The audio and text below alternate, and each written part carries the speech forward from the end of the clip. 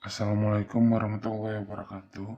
Di video kali ini kita akan membahas soal PEN Maba UNJ 2016 dengan kode soal 11. Nah, jadi buat teman-teman yang mau menanyakan soal atau ada soal SBMPTN, UTBK maupun soal mandiri, silakan dikirim ke sini biar dibahas, bisa ditanyakan di kolom komentar ya.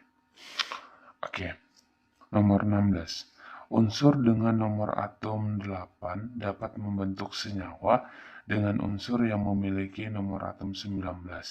Ikatan yang terbentuk dalam senyawa tersebut adalah,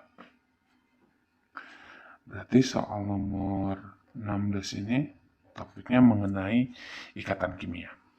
Nah, dalam ikatan kimia katanya gini, di situ dibilangnya ada unsur yang memiliki nomor atom 8. Kita misalkan aja lah 8X.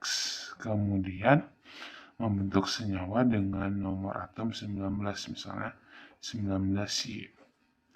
Jadi kalau kita konfigurasikan berdasarkan kulit, berarti ini 26, sini 28, 81. 6 berarti dia menerima 2, supaya stabil berarti X2 min. Kalau 1 itu berarti melepasi pos antara muatan positif dengan negatif, membentuk senyawa XY2. 2-nya kasih kemari, 1-nya kasih kemari. Nah, ini dia membentuk ikatan apa? Baik, jadi ada katanya ikatan kovalen. Kalau dikatakan ikatan kovalen, definisinya itu adalah penggunaan bersama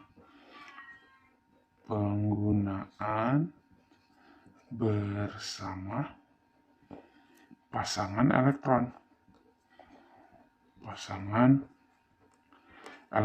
Berarti nanti di sini antara muatan negatif dengan negatif. Negatif itu adalah senyawa non-logam dengan senyawa non-logam. Nah, ini berarti antara positif negatif ya. Berarti positif negatif, berarti ikatan kovalen salah. Kalau dia kovalen polar, ada PeB di atom pusat. Kalau non polar, tidak ada PeB di atom pusat. Kemudian yang C, katanya adalah ikatan ionik. Nah, kalau dikatakan ikatan ion atau ionik, ini definisinya adalah terjadi yang namanya serah terima elektron. Yang menyerahkan itu bermuatan positif, yang menerima bermuatan negatif. Nah, biasanya yang bermuatan positif ini adalah logam, dan yang bermuatan negatif adalah non-logam. Karena di sini antara positif dengan negatif, maka bisa membentuk ikatan ion. Sehingga jawabannya adalah cantik. Soal berikutnya nomor 17.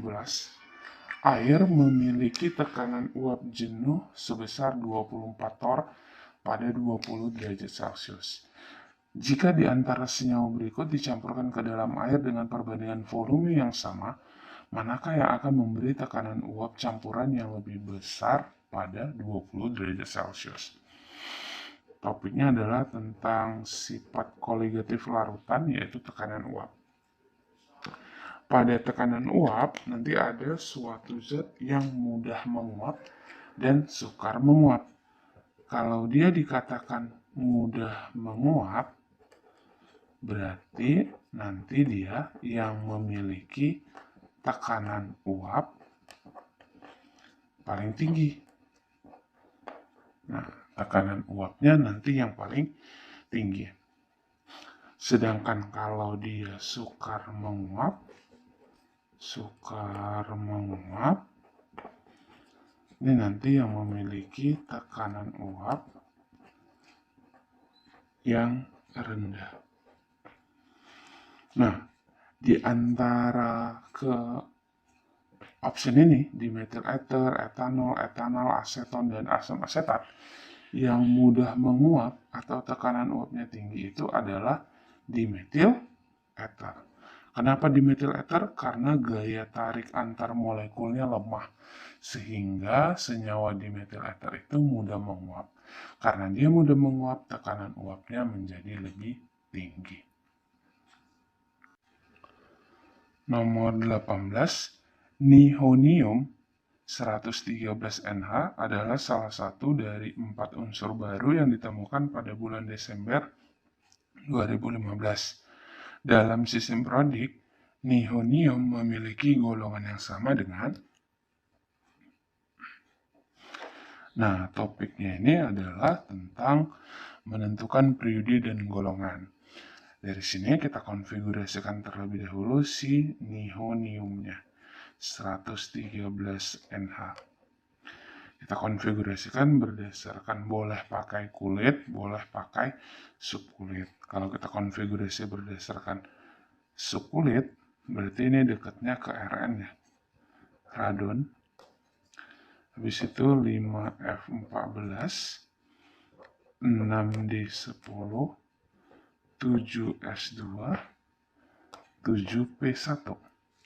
Nah, karena yang terakhir adalah P selalu bertemu dengan S dengan kulit yang sama, maka ini menyatakan golongan 1 tambah 2 berarti 3A.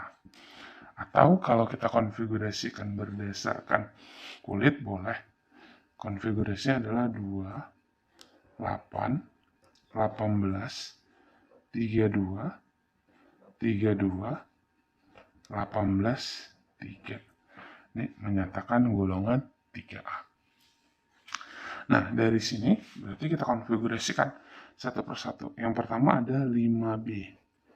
Konfigurasi berdasarkan kulit aja ya. Berarti 2, 3, 6C, 2, 4, 7N, 2, 5. Kemudian 8O, 2, 6, 9F, 2, 7. Boron itu adalah golongan 3A karena elektron valensinya 3. Berarti ini golongan 3A. Yang ini 4A, 5A, 6A, dan 7A.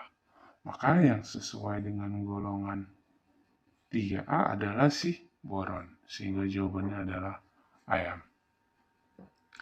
Soal berikutnya, senyawa hidroksida berikut yang dapat bereaksi dengan asam maupun basa adalah...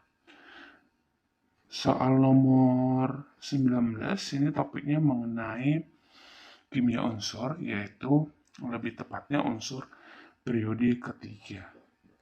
Jadi pada unsur periode ketiga, itu ada unsurnya nanti, minggu, ali, siap, pentas, sama calon artis. Jadi ada natrium, magnesium, aluminium, silikon, fosfor, belerang, atau sulfur, klor, dan argon. Nah, dari sini, si natrium dan magnesium ini memiliki sifat basa. Artinya dia nanti dapat bereaksi dengan asam. Aluminium nanti bersifat amfoter atau amfiprotik. Artinya amfoter, dia berarti di sini dapat bereaksi dengan asam dan basa. Sedangkan dari silikon sampai ke klor ini bersifat asam. Artinya dia dapat bereaksi dengan basa. Sedangkan argon ini adalah gas inert. Maka yang bersifat amfoter adalah aluminium. Sehingga jawabannya adalah bola. 20. Perhatikan reaksi kesetimbangan berikut. SO2 gas tambah NO2 gas menghasilkan dalam keadaan setimbang SO3 gas tambah NO gas delta H sama dengan minus 41,73 kJ per mol. Cara berikut dapat dilakukan untuk menggeser kesetimbangan ke arah produk. Produk itu berarti ke arah kanan. Nah, soal nomor 20 ini topiknya adalah mengenai pergeseran kesetimbangan. Katanya, reaksi kesetimbangan tersebut harus bergeser ke arah produk. Artinya, berarti kesetimbangan harus bergeser ke arah kanan. Yang pertama, meningkatkan tekanan sistem. Berarti yang A adalah meningkatkan tekanan sistem. Kalau tekanan dinaikkan, maka kesetimbangan akan bergeser ke arah mol yang paling kecil atau koefisien yang paling kecil. Nah, sekarang kalau dia kaitannya sama tekanan, berarti nanti kita menghitung koefisiennya yang berfase gas. Kebetulan persamaan reaksinya sudah setara. Di sini berarti 1. Sini 1, berarti yang di sebelah kiri total koefisiennya ada 2. Di sini 1, di sini 1, yang di sebelah kanan ada 2. Jadi koefisien yang paling kecil ada di mana? Sama. Berarti kalau sama, pergeseran kesetimbangannya di sini nanti tetap. Artinya ketika tekanan dinaikkan, maka kesetimbangannya tetap atau tidak bergeser. Kemudian yang berikutnya adalah menurunkan suhu. Yang B adalah menurunkan suhu. Kalau suhu diturunkan, berarti kesetimbangan akan bergeser ke arah eksoton. Eksoton itu harga delta H-nya bernilai negatif. Nah, dari sini persamaan reaksinya itu delta H-nya bernilai negatif. Artinya reaksi di sini adalah eksoton yang di sebelah kanan. Berarti kalau reaksinya balik ke sini, berarti ini reaksinya adalah endotherm. Sehingga kalau suhunya diturunkan, kesetimbangan bergeser ke arah exo. Exo itu letaknya di sebelah kanan. Berarti kesetimbangan bergeser ke kanan. Yang berikutnya, yang C adalah menambahkan gas SO3. Jadi, untuk poin yang C, kalau ada suatu zat mau ditambahkan, maka kesetimbangan itu nanti akan bergeser ke arah lawannya. Artinya, ketika kita mau menambahkan si SO3, berarti kesetimbangan bergeser ke arah lawannya, berarti ke sini. Kalau yang ditambahkan di sini, berarti kesetimbangan bergeser ke sini.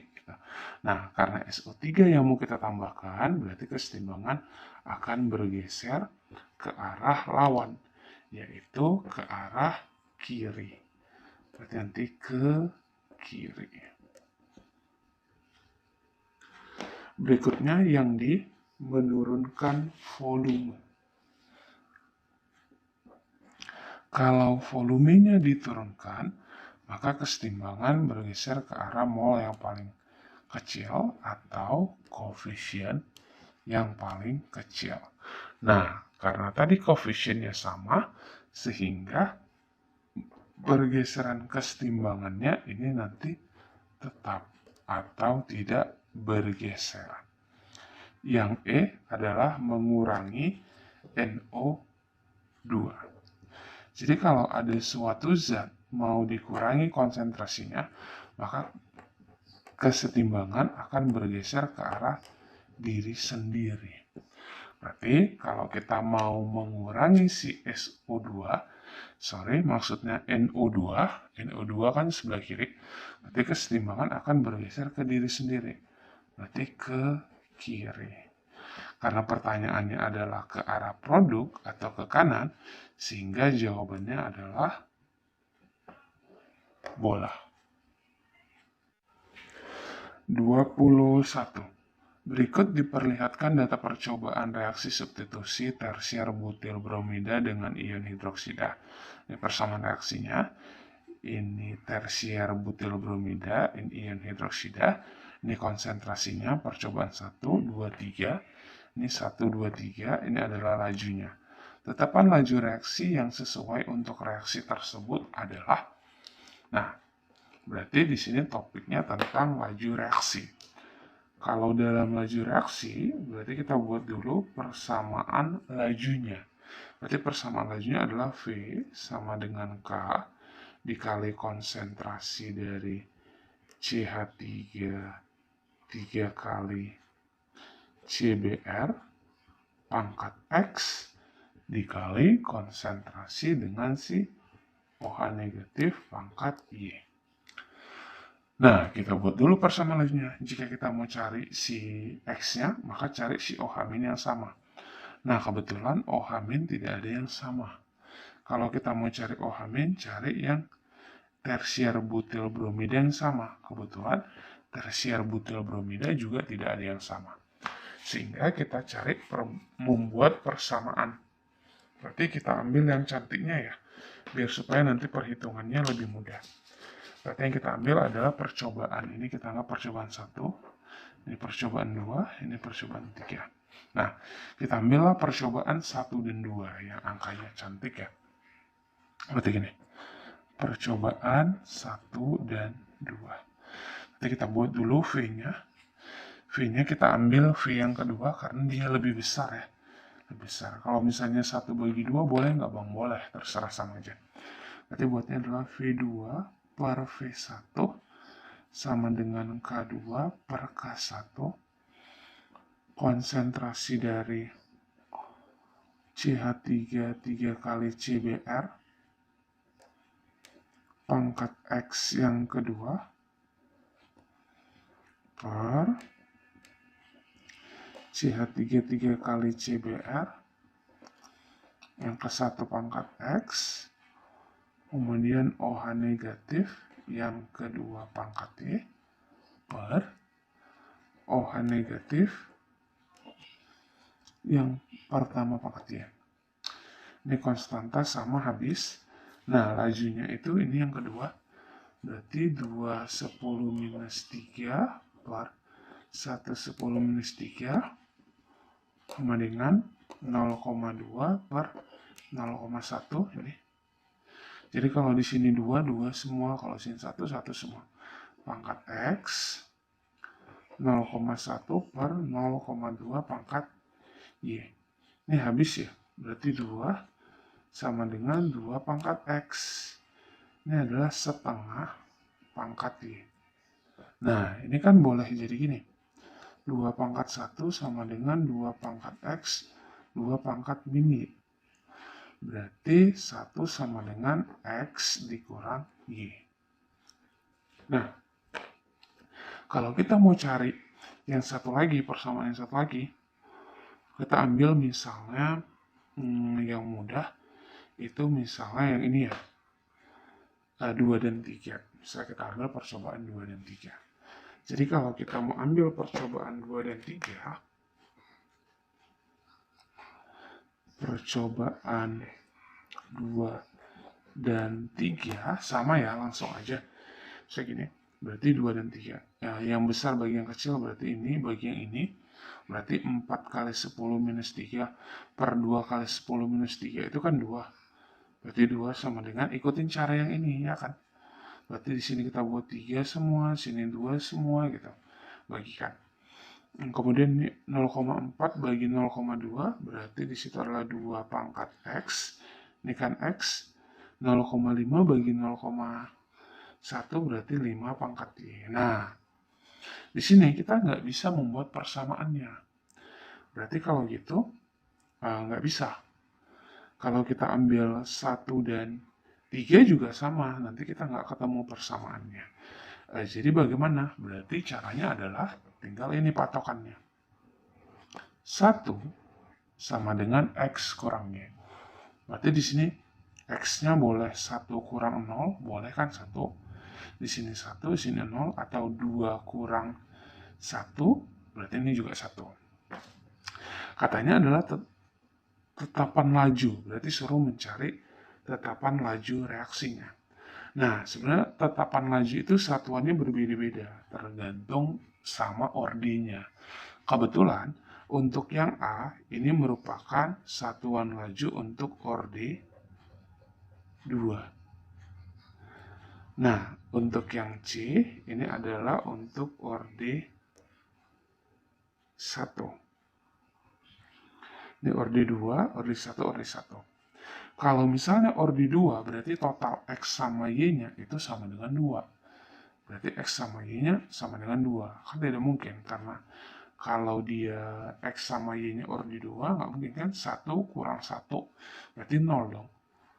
Karena di sini totalnya harus 2. Berarti yang orde 2 itu salah, berarti tewaskan. Berarti yang mungkin adalah orde 1 tinggalan.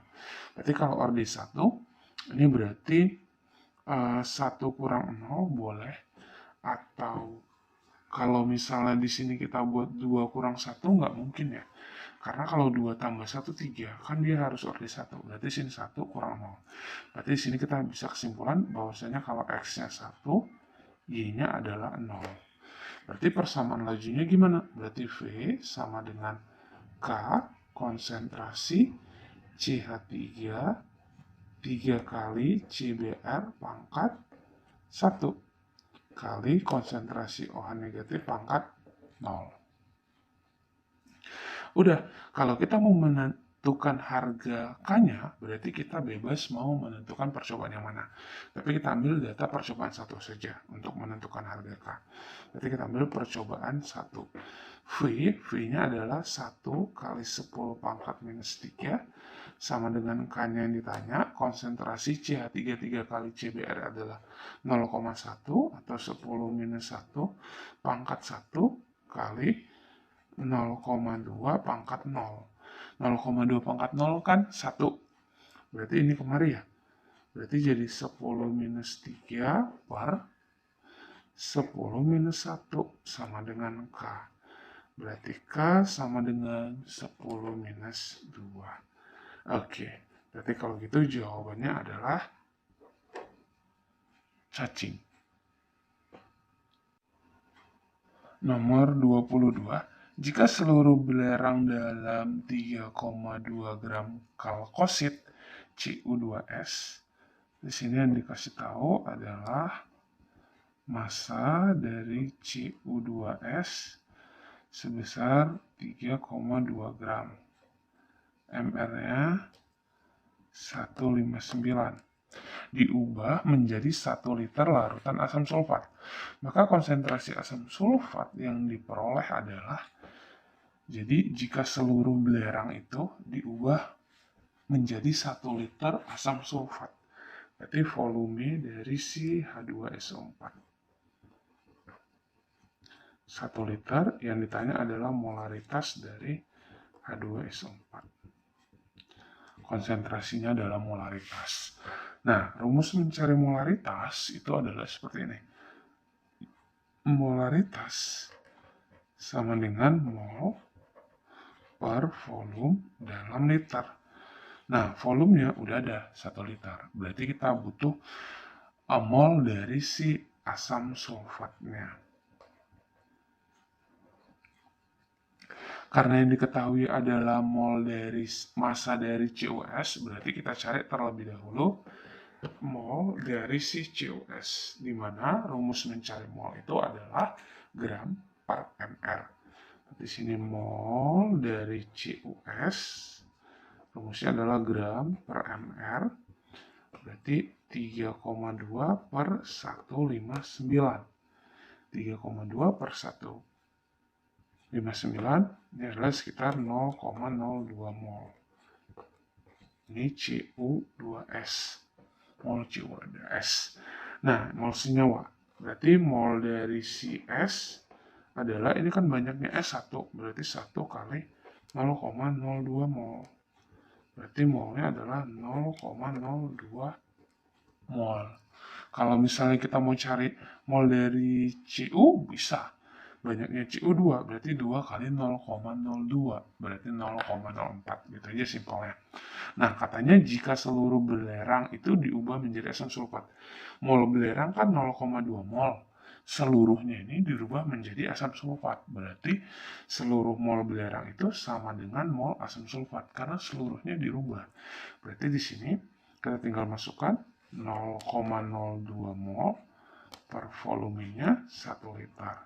Berarti ini adalah 0,02 molar.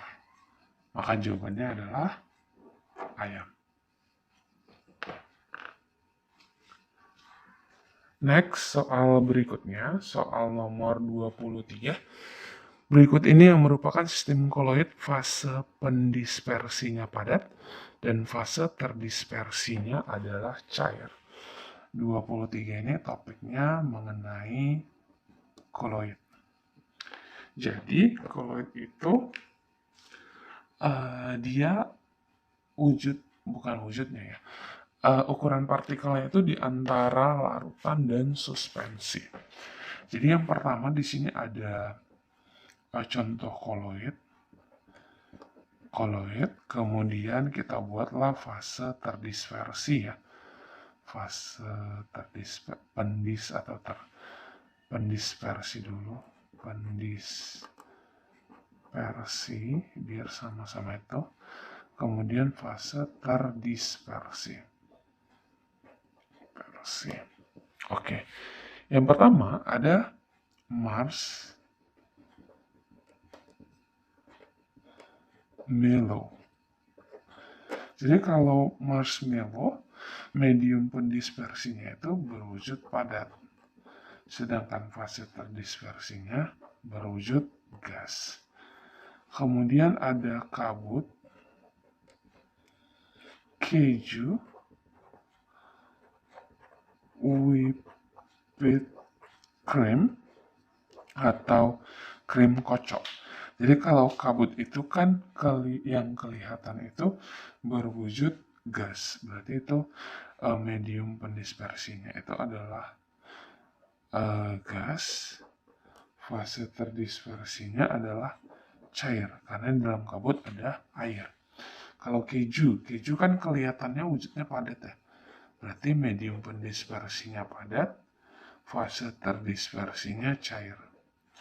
Kalau krim kocok itu wujudnya itu adalah kelihatannya gas. Berarti di sini gas. Sebenarnya fase terdispersinya itu berupa zat cair. Kalau gel ini adalah gel ini bukan contoh koloid, tapi gel ini adalah koloid yang setengah kaku. Jadi gel ini adalah koloid yang setengah kaku. Contoh dari gel itu adalah agar-agar, lem kanji, selai, gelatin, dan lain sebagainya. Karena pertanyaannya fase terdispersinya padat dan medium pendispersinya cair, maka jawabannya adalah si keju. Baik, demikian video kali ini. Semoga bermanfaat. Jangan lupa di-share ke temannya yang lain. Terima kasih semuanya. Tetap semangat ya. Terima kasih.